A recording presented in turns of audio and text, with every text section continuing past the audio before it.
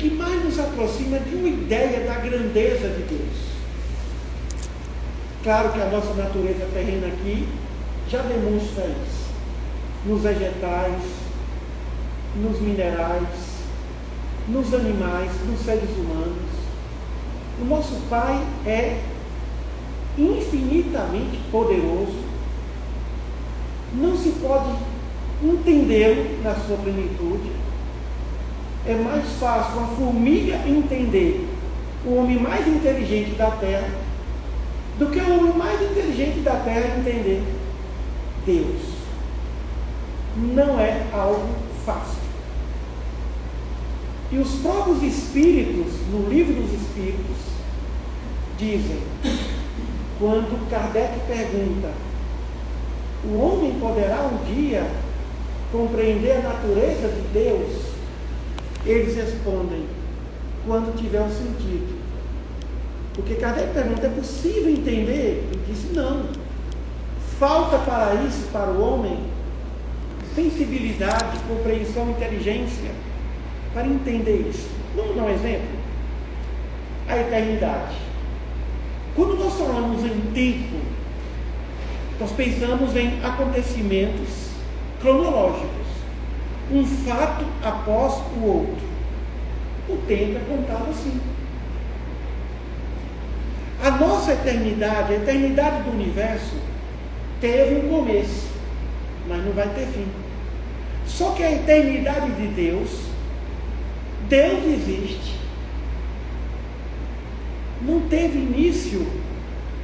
Nós não entendemos como algo pode existir sem ter tido um princípio. Porque o tempo de Deus, a eternidade de Deus, não é semelhante à nossa. O nosso tempo, ele é material. O tempo dele é imaterial. Não é possível entender a transcendência dele. Não é possível entender como é que pode existir um ser vivo, inteligente, poderoso, onipresente, que vive fora do seu universo. Deus não vive aqui dentro. Deus não habita no universo que Ele criou.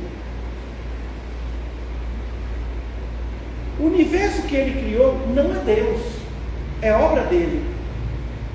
Como é que a gente pode entender que algo possa existir fora do universo? Por isso que é difícil entender Deus.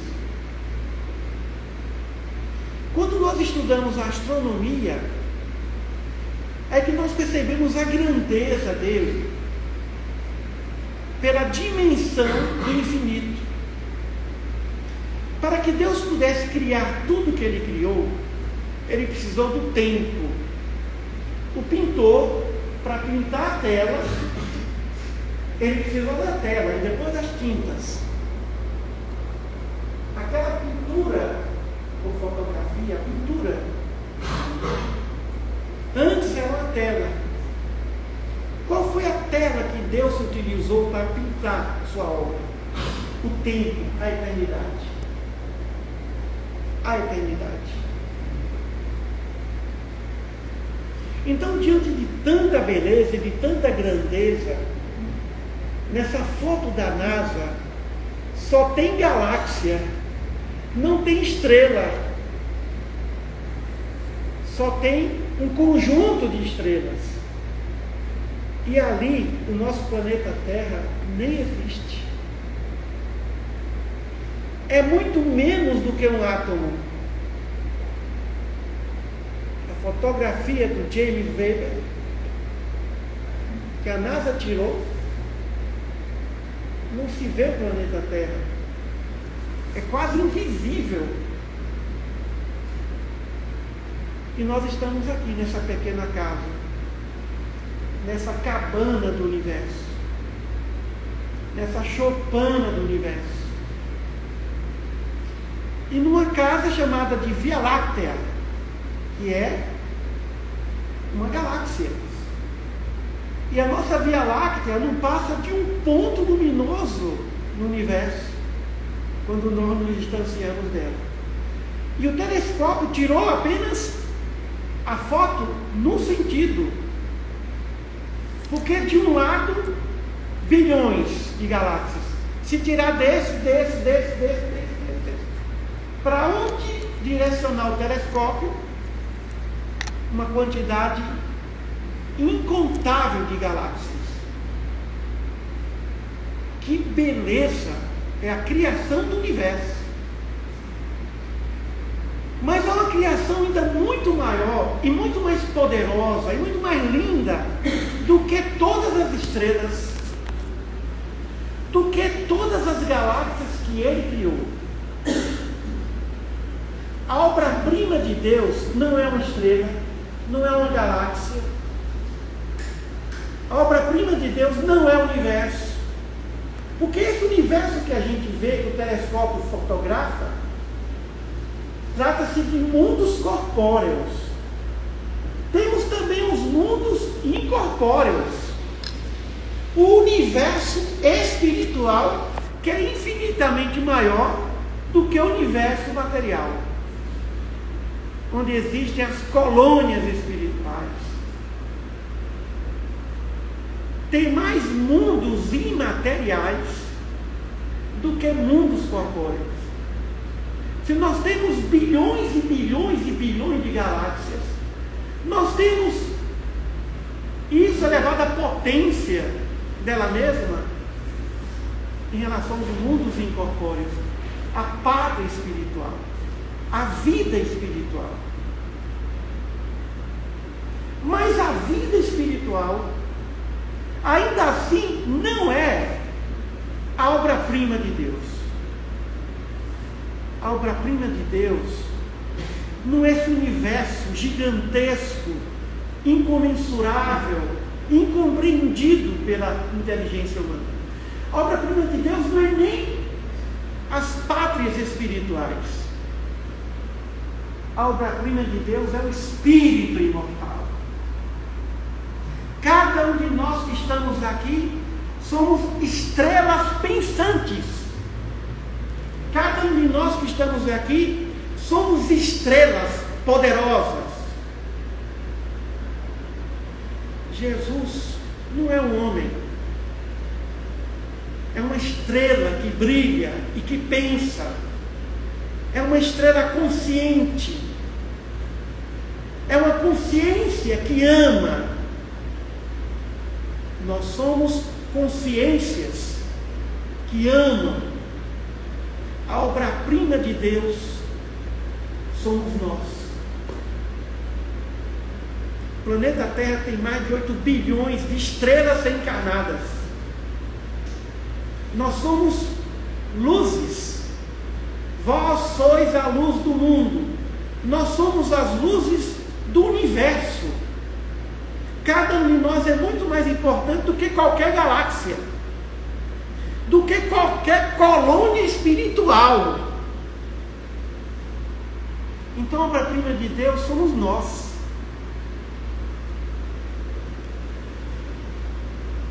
É a obra mais valiosa que Ele criou. E Jesus nos disse: valeis muito mais do que as ervas do campo, do que os animais, do que os lírios do campo. Ali Jesus determinou hierarquia de valores. Nós temos mais valor do que qualquer planta, ainda que seja linda, do que qualquer animal, os pássaros do céu, porque nós somos espíritos pensantes. Nós somos seres, centelhas divinas. Nós somos estrelas de Deus. Assim como cada elemento material que existe, o planeta Terra em si veio de partículas de estrelas. Isso aqui, as moléculas do corpo, foram feitas pelas partículas de estrelas. O mundo material, os planetas, satélites, cometas, vieram das partículas de estrelas.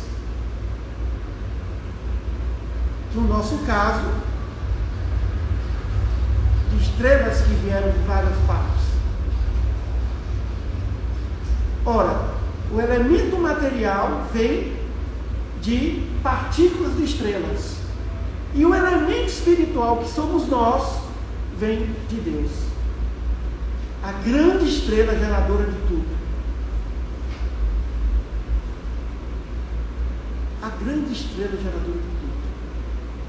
Então, quando o presidente da NASA pegou aquela foto, ele se perguntou: onde eu me encaixo diante de tanta beleza, diante de tanta grandeza? Qual a minha razão de viver? Como se tivesse dito assim: eu não sirvo para nada. Deus não precisa de nada. Deus não necessita de nada que Ele criou. Ele é absoluto. Ele vive. Ainda que não existisse o universo, não existisse nada, nem mundo material e nem mundo espiritual, Ele está além dos mundos espirituais. Inclusive, como é que a gente vai entender isso? Somos piores do que uma formiga. Como é que se entende que esse ser existe? Além das colônias espirituais, além do mundo espiritual e além do mundo material.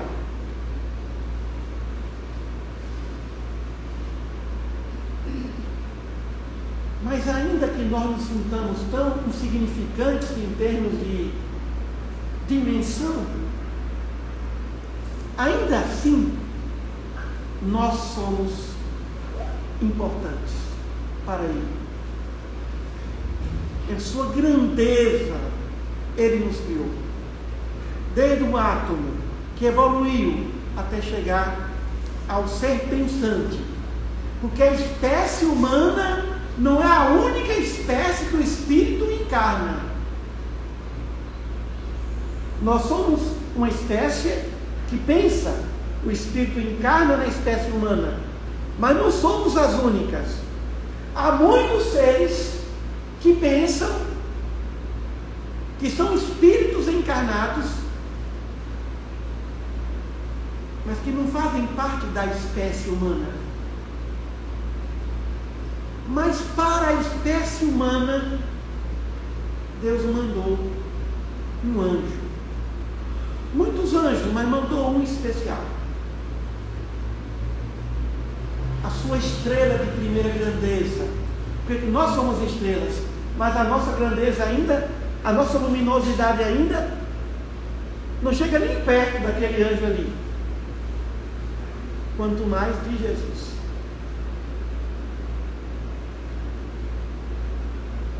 Então nós somos estrelas, seres espirituais, que pensam, que têm consciência, mas aí Ele mandou um. Ele foi esperado durante mais de um século pelos essênios. Há um livro do Eurípides Bassanufo, psicografado, chamado A Grande Espera. Que é Corina. Exato. A tia Mara era vidente que acompanhou todinho. E aquele livro fala o quanto que os essênios esperaram a vinda do que eles chamavam de o Grande Espírito. O Grande Espírito. E depois que ele veio, tempos depois, os essênios desapareceram. Porque a missão deles era de preparar energeticamente esse lugar, esse planeta, para receber o Grande Espírito. E o Grande Espírito veio em forma humana e veio fazendo e falando coisas que até então ninguém fez. Foi tão grande que não coube na história da humanidade. Foi tão grande que dividiu o calendário na Terra. Esse grande espírito, essa grande estrela, nós orbitamos em torno dela. Há quem diga que nós fomos as células dos corpos de Jesus quando Ele encarnava. E por isso que Paulo dizia, fazemos parte do corpo do Cristo. Quando nós formos Cristos,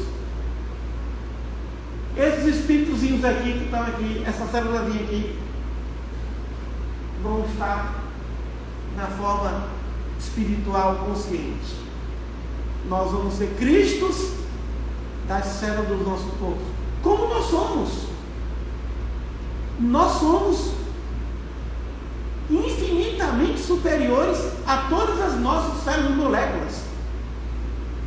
Todos os nossos átomos que estão aqui formando esses corpos. Que são bilhões, são muitas. Então ele mandou esse ser luminoso, poderoso.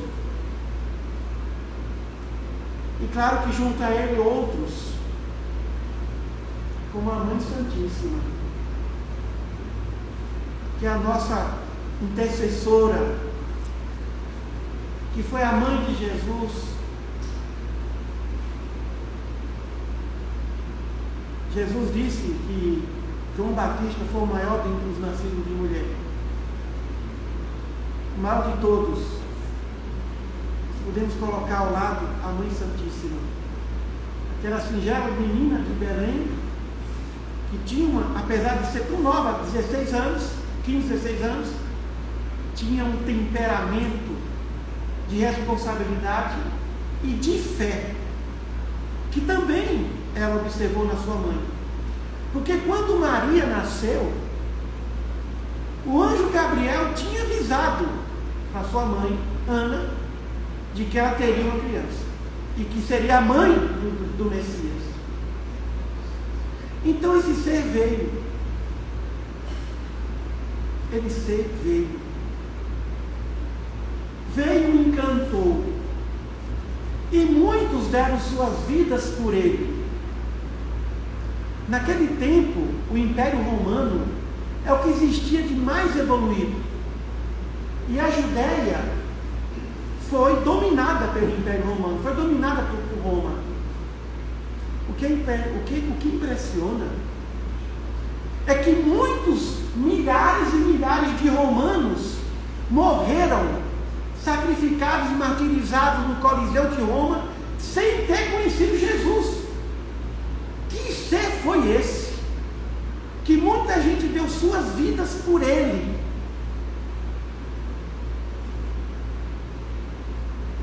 Não renunciaram à fé, porque ele não veio trazer apenas uma mensagem, ele veio despertar o espírito para essa grandeza maior que é o nosso Pai. A grande missão de Jesus, como ele mesmo disse, há muitas moradas na casa do Pai, foi fazer com que essas ovelhinhas, essas criaturinhas, essas luzes pequenininhas buscassem amar esse poderoso Pai, esse poderoso ser, que Isaac Newton chamou de ser vivo e inteligente, que Isaac Newton chamou de onipresente e onipotente, quase que preconizando ou antecipando a definição do Livro dos Espíritos. Inteligência suprema, causa primária de todas as coisas, causa não causada, isso que perturba o raciocínio da gente. Então Jesus veio, e o nosso vínculo com ele é muito forte, independentemente de ser ou não cristão, ainda que seja budista, ainda que seja hindu, ainda que seja islâmico. Porque Buda, todos os profetas messiânicos, profetas do Oriente, Maomé, mestres do Oriente, Confúcio, todos fazem parte da sua gleba, fazem parte da sua diretoria, já que ele é o nosso diretor espiritual da evolução. Então, antes de fazer essa obra, eu li várias obras sobre Jesus. E confesso que eu perdi meu tempo. Eu só não perdi tempo porque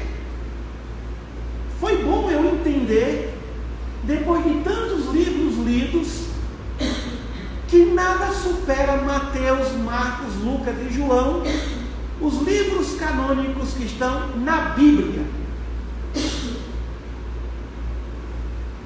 Outros livros apócrifos, os evangelhos, existem.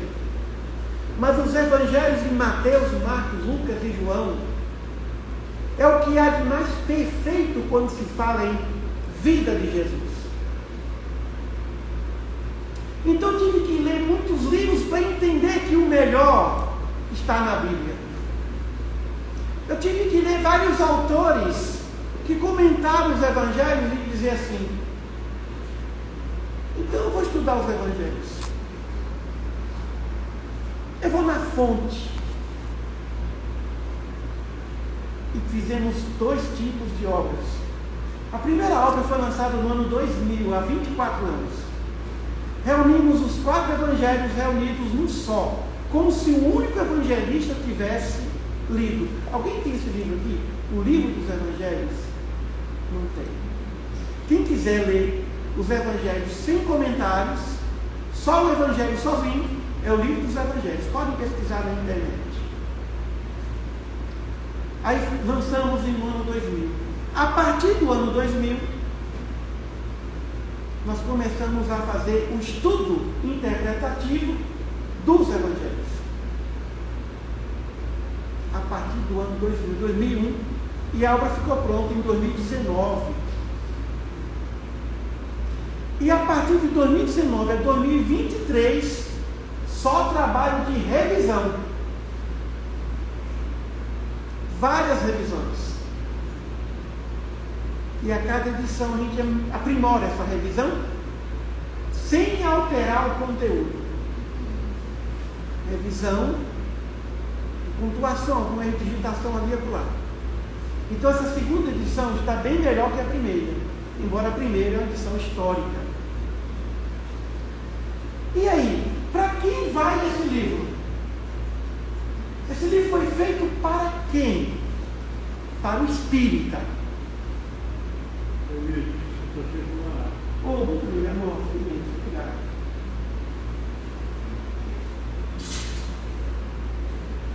Esse livro é para o espírita.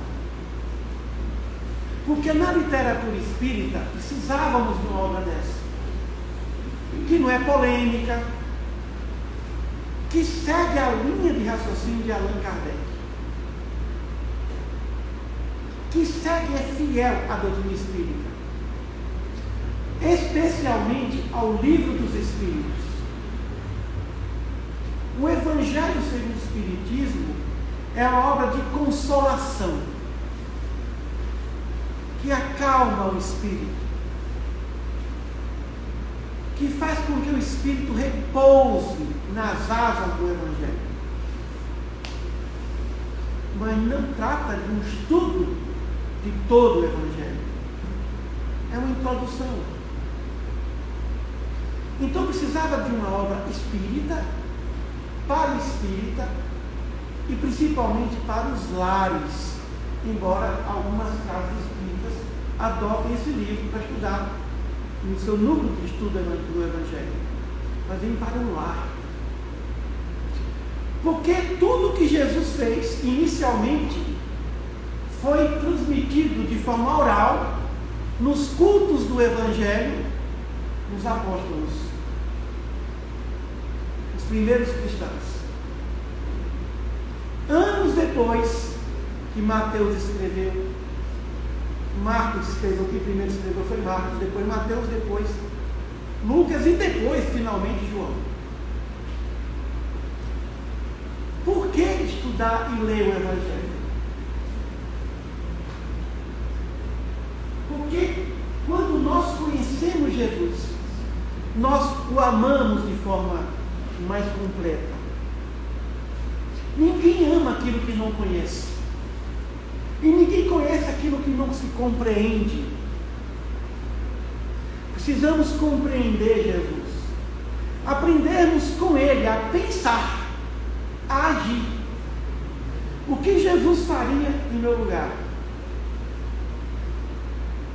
Como Jesus resolveria esse problema? Ou como Ele diria que eu deveria agir?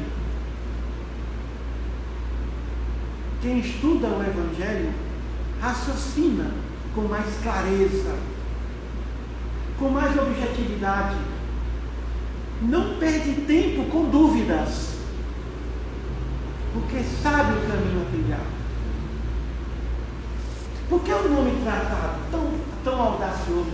Tem um conhecido amigo nosso que é padre lá em Goiânia, e ele disse: que audácia colocar o nome de Tratado dos Evangelhos. Quando terminei o livro, eu não sabia o título que dá. Aí veio a inspiração. Procure na bibliografia de Santo Agostinho, porque ele é o responsável pela evangelização, pela doutrina espírita. E lá tem uma obra dele, Tratado sobre o Evangelho de João. Falei aqui, Tratado dos Evangelhos. Já que lançamos o livro dos Evangelhos, agora vai ser o Tratado dos Evangelhos. E foi aí que, depois de terminar, que me veio a revelação de que foi Santo Agostinho o diretor espiritual desse trabalho. Eu fui apenas mais um da equipe dele. E que honra! Eu tenho amigos, um deles desencarnou há pouco tempo, que poderiam fazer esse trabalho bem melhor que eu, que sabem muito mais do que eu, que são gênios. Mas eu fui escolhido para fazer esse trabalho. Que honra, que misericórdia. Qual foi a razão? Eu não sei. Mas foi feito o trabalho. E aí veio o título. E procuramos as editoras para publicar esse livro. E elas não queriam publicar o livro. Queriam publicar em 4 volumes. Eu falei, 4 volumes não dá. A orientação é num volume só. Por que em 4 volumes? Porque o mercado facilitaria a venda, porque os clubes de livros pegam livros de 200 e poucas páginas para vender. É mais fácil para vender. Então, fizemos a obra e colocamos num valor, num preço praticamente de custo. E onde fazer isso?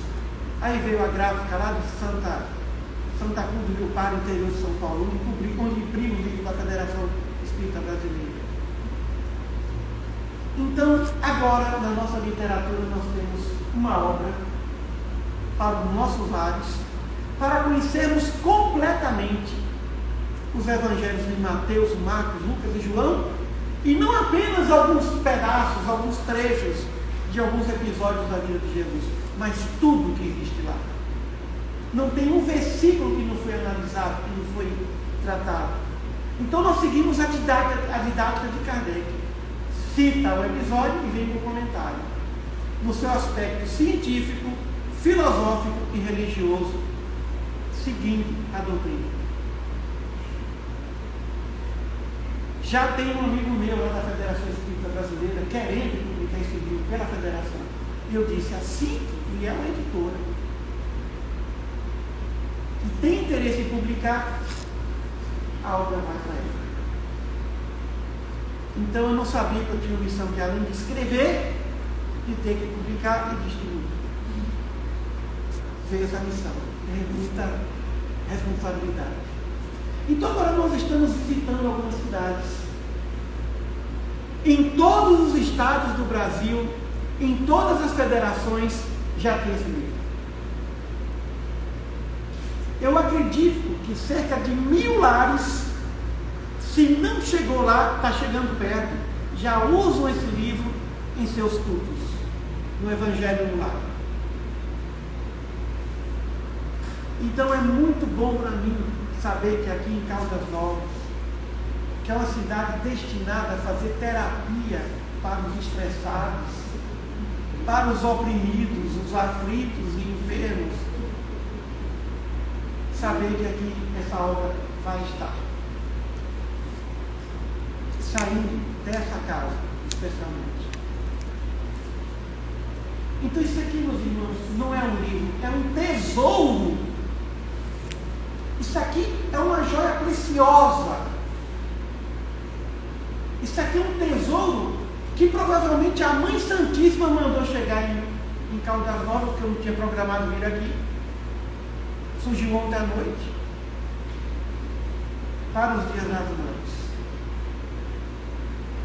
Porque eu não queria sair de casa. Eu programei esse final de semana, até eu pedi para a Marilei fazer uma marmitex e trazer. Vai lá que eu vou ficar aqui. Chego sexta-feira à noite, só saio na segunda.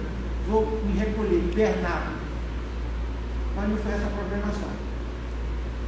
Só essa cidade para me tirar de Goiânia. Essa energia maravilhosa. Eu não vou aqui entrar em detalhes, mas eu devo muito a essa casa. Porque eu conheci pessoas dessa casa que vieram aqui em outras palestras que me ajudaram muito depois. Então eu tenho um compromisso espiritual aqui, nessa cidade. Então, eu quero deixar com vocês essa pérola, essa joia. Essa joia. Olha o preço. O preço? O preço está lá na frente. O preço. Esse livro está sendo vendido, o preço de capa dele, R$143. Mas ele deveria ser vendido a R$240. Então, R$143 é o preço de capa. De capa. De capa. Mas aí, quem veio hoje e não tiver condições e é frequentador da casa, pode levar e depois vem e paga. Não pode? Aqui a representante da reunião de hoje. Pode. Né? Muito bem, terminou o nosso tempo. Agradeço demais aqueles que vieram. Tem muita gente aqui. Eu esperei falar só para 5. Eu não foi isso que eu disse para você? Se tiver 2, tá bom. Com 2 dá para fazer a divulgação.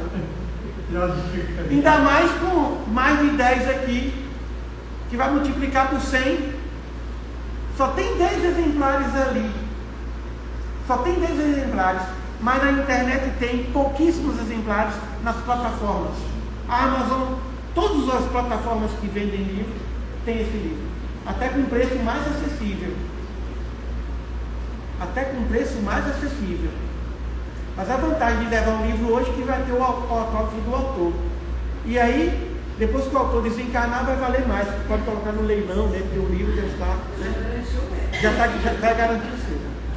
Então, meus irmãos, quero agradecer demais a presença de todos. Quero aqui agradecer demais a ajuda, a companheira aqui da professora Marilei, da Marilei. Sem ela não seria possível fazer esse trabalho. Aos queridos espíritos amigos e ao nosso mestre e Santo Agostinho, por essa beleza que é o Evangelho de Jesus. Claro que outros livros virão, outros tratados virão, outros estudos mais fiéis à doutrina virão. Mas eu acredito que esse já é o suficiente para nós começarmos a entender Jesus, a amá-lo e seguir essa luz.